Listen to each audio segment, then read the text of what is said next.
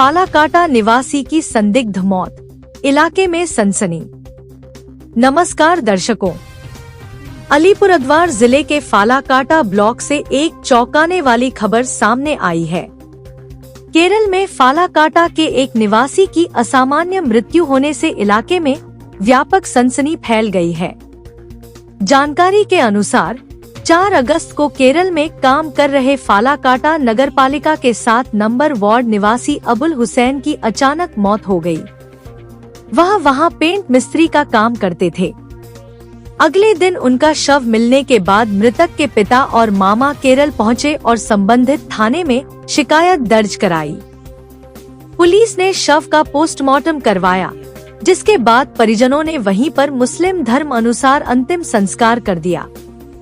आज फालाकाटा नगरपालिका के चेयरमैन प्रदीप महुरी, 7 नंबर वार्ड के काउंसलर और तृणमूल ब्लॉक अध्यक्ष शुभव्रत दे सहित तृणमूल नेतृत्व ने मृतक के परिवार से मुलाकात की।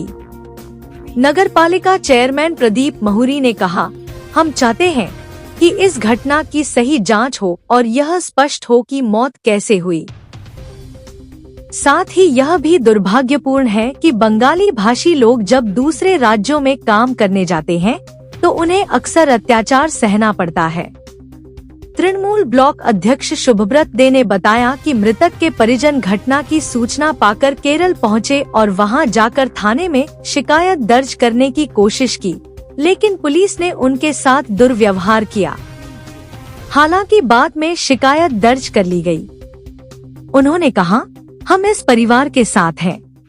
জায়গায় যেভাবে বাংলা ভাষাভাষীর উপরটা যে আক্রমণ হচ্ছে সেটাতেই আমরা আতঙ্কিত ছিলাম। আজকে ফালাকাটা পৌরসভার 7 নম্বর ওয়ার্ডের কলেজ পাড়াতে আমাদের এখান থেকে একজন শ্রমিক, যিনি পরিযায়ী কাজ শ্রমিক হিসেবে কাজ করেন, চেন্নাইতে রং মিস্ত্রির কাজ করতেন। তার পরিবার এখানটায়, ছোট্ট একটা বাচ্চা আছে, তার স্ত্রীও এখানে আছেন, তার কাকা জ্যাঠা সব।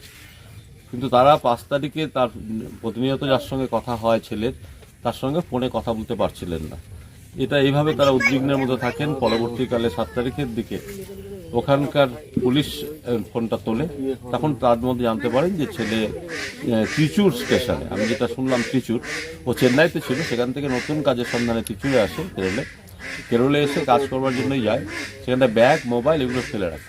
পুলিশ সেটাকে উদ্ধার করে। সেই মোবাইলে পুলিশের সঙ্গে কথা হয়। পুলিশ বলে সিরিয়াস অবস্থা, আপনারা আসুন। এই অবস্থাতে আবুলের বাবা এখান থেকে রওনা হয়ে যান, সেখানটা গিয়ে পৌঁছেছেন। কিন্তু তারপরেই তারা খবর পান তাকে মৃত অবস্থায় পাওয়া যায় এবং সন্দেহজনক অবস্থাতেই শরীরটা বাঁধা অবস্থায় ছিল। একটা খালের মাঝখান থেকে আসে, পুলিশ পোস্টমর্টম করে এবং সেখানটা তার বাবা গিয়ে গতকাল, অর্থাৎ আজকে আমরা এখানটায় বসেছি 11 তারিখ, কিন্তু 10 তারিখে তার বাবা সেখানটায় বডি শনাক্ত করেন এবং তাকে সেখানটায়, যেটা পারলৌকিক কাজ, সেখানটায় তাকে মাটি দেওয়ার ব্যবস্থা করে তারা ফিরে আসছে। কিন্তু আমরা চাই এই ঘটনার সত্য উদ্ঘাটিত হোক। এটা কারা করলো? নৃশংসতা। যুবক ছেলে তার পরিবারের কাজের কারণে বাইরে গেছে, কিন্তু সেখানটা কি বিষয় সেটা নিয়ে আমরাও শুনতে।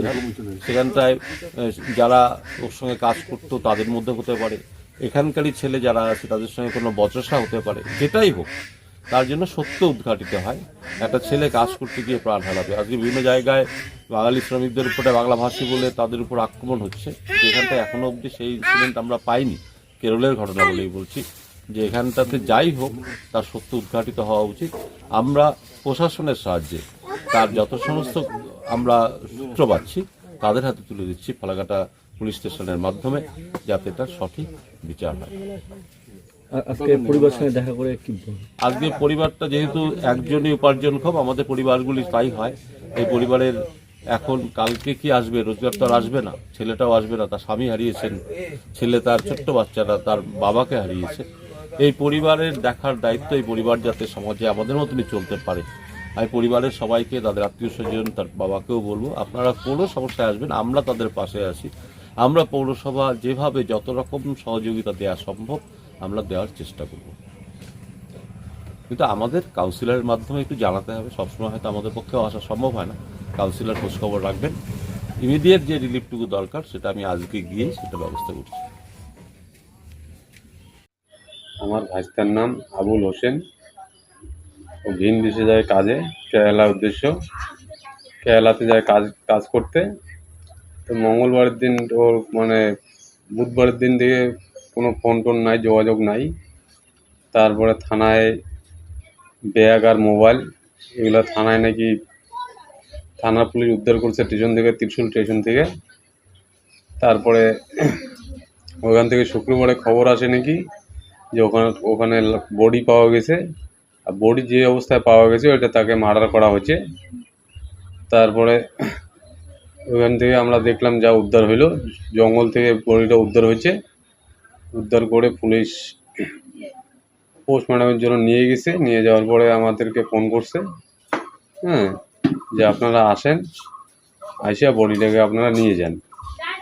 তা আজকে ফালাকাটার চেয়ারম্যান আর এই গদন দা আসছিল আর কি, আইসা এগুলো আমাদের তদন্ত মানে একটা জানার জন্য আর কি, কীভাবে কী হলো না হলো এটা জানার জন্য আসছিল।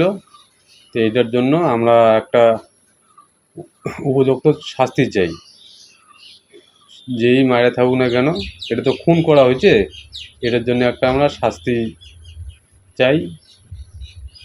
কি করলে ভালো হবে সেটা আপনারা তো ভালোভাবে জানেন, হ্যাঁ। আর মারার জন্য হুমকিও দেওয়া হয়েছিল আমার ভাইস্তাকে, এটার জন্য একটা শাস্তি চাই।